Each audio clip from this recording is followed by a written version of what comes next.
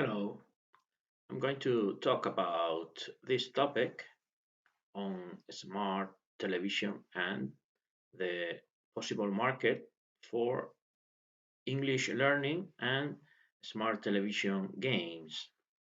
So, this project wants or aims to give innovation approaches to smart TV and English learning. You can see the structure of the presentation.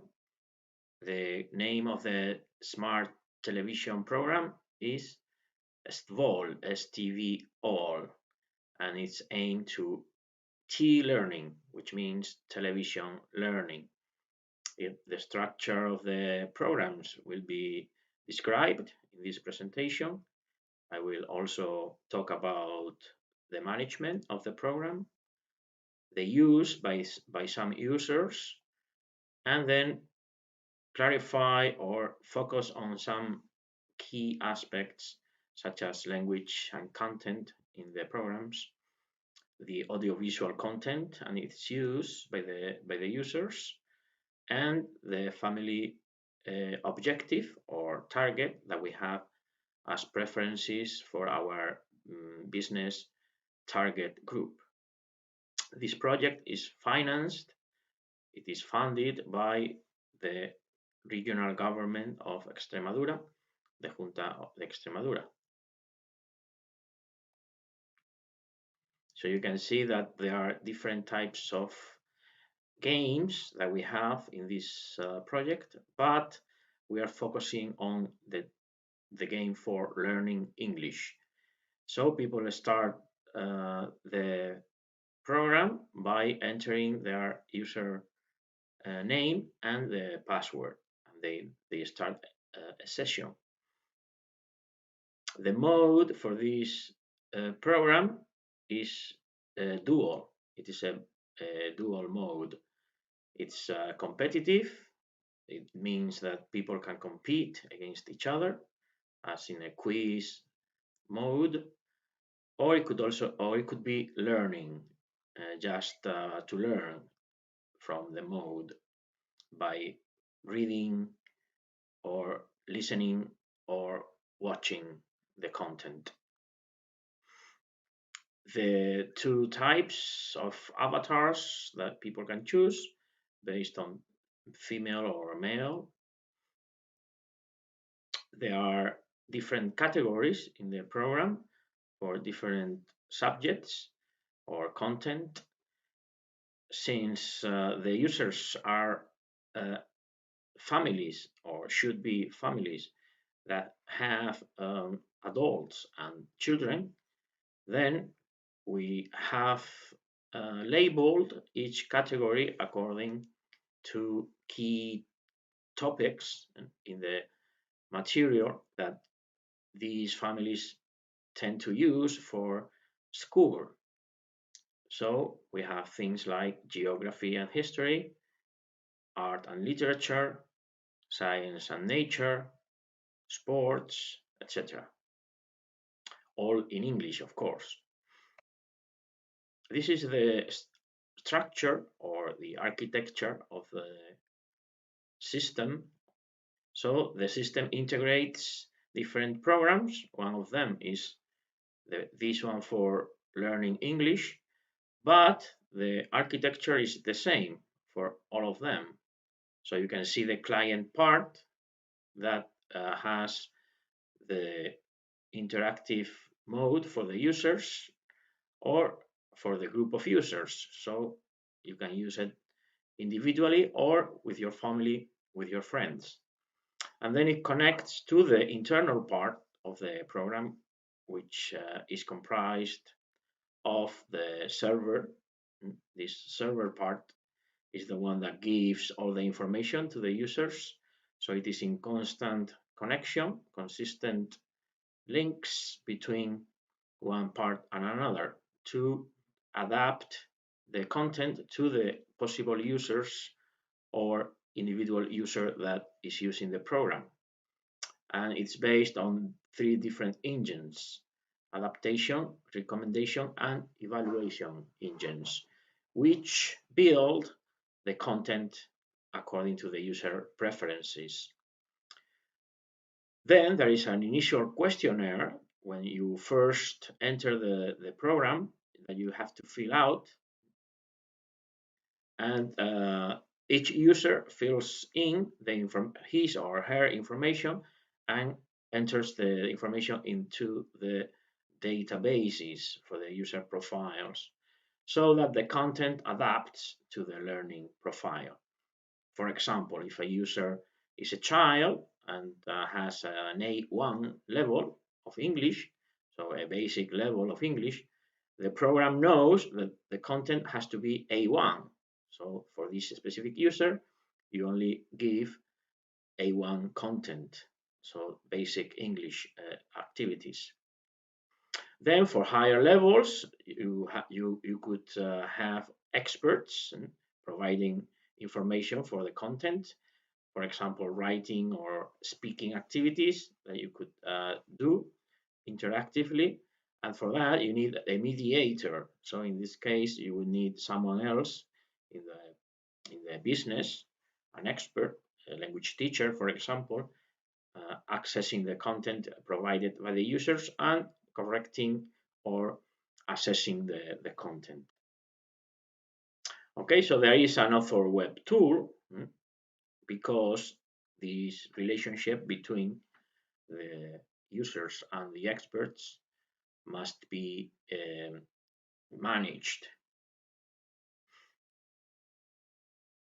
So there are different tags that we apply to each activity. This means that the people who are programming the lessons, the content, assign one specific tag, sorry, a tag is like a label. And in this case, for example, they would give a category according to the level of English, and if this is an adult or a child.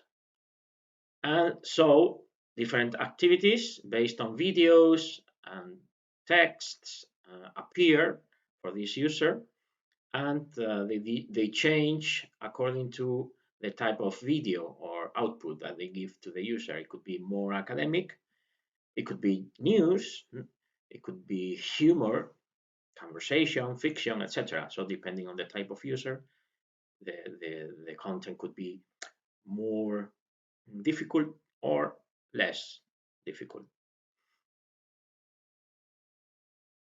And also in terms of the type of discourse, the type of language, it could be a simpler discourse, like someone speaking slowly, or more dynamic, more interactive discourse in the form of conversations and dialogues, etc. In terms of the types of activities, these are called PLs, learning PLs. And we provide different types. You see, we could provide videos, texts, selecting choices, associating items. So different types of activities that users can interact with. This is an example of a management panel, management box, where the people programming the lessons input the information for the content. So you can see here some questions for children, and they are easier, they are more accessible. So basic English. For example, we have this interactive activity with the video, and we ask children, in this case, about sports or entertainment. So the video is about girls playing in a play. They have a classroom play, and they talk. So this is a bit more difficult. It's not basic. It could be for children, but children who have an intermediate or upper intermediate level, and they have to choose the right option. We have different types of platforms where we select the videos and the activities, and these are good for us because they don't have a copyright. It's based on the Creative Commons license. Another example of a different type of activity is when you have two people competing against each other, or two groups competing against each other, and they have to guess the answer faster. It's a bit like the interactive games that we have in online, such as Kahoot, and they have to choose between all of them, or just one person choosing the right answer. And the more points you get, the more advanced you will get in your position. So we have offered these games to 11 people so far only, because this is still under construction. It's not developed yet. So we have done it with a very reduced number of people. And you see that there are 8 adults that we have worked with different English levels from A2 to B2, and then 7 children with different levels from A1 to B2. And these are the accessed activities or appeals. Then there are correct answers given here, and the percentage of correct answers according to the access appeals. So you see there are very high percentages for this adult, for example, or this adult, and lower percentages for this child, for example. So depends. And then we have also worked with groups of people, families with adults and children, and they have worked with different categories. They more with science. You see more people using science, then also entertainment, history, and then less language and literature. So the preferred categories have been science and entertainment. So we think that just with the 11 people we have played with, I think the system adapts quite well to the language level. And people who have a higher language level, of course, they score more points and they use the program more because they advanced in the levels more. The people prefer audiovisual interaction and multiple choice and selecting items faster. They like to compete also. They want to compete in groups. This is their preferred mode according to these people. And they also say that they want more writing and speaking skills, because right now we don't have activities with more writing and speaking because we are still at the basic level. So in the future, we hope we have more writing and speaking activities. So for next time that we work in the project, then we'll be focusing more on these aspects, which are very important for our product.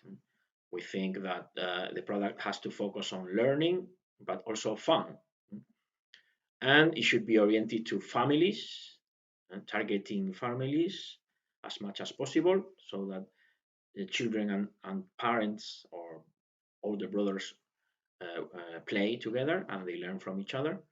Then we think mobile telephones should be used with the program. They are not used yet, but there should be a way to facilitate this connection between telephones and the television, so that they can write more, they can speak also on the telephone. So we hope that in the future there is more use of interactive television as an innovation, as a product in innovation for businesses.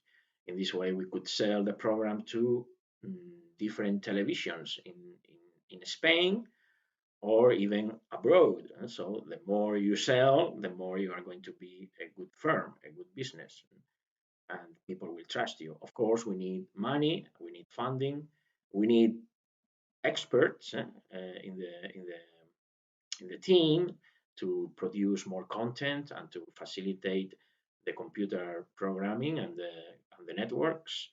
And we need the support from the governments so that they invest in this technology for digital television. And in this case, for public television, which is a good thing because it's free for people. But of course, we need the funding and we need the, the subsidy from the government. Okay, thank you very much.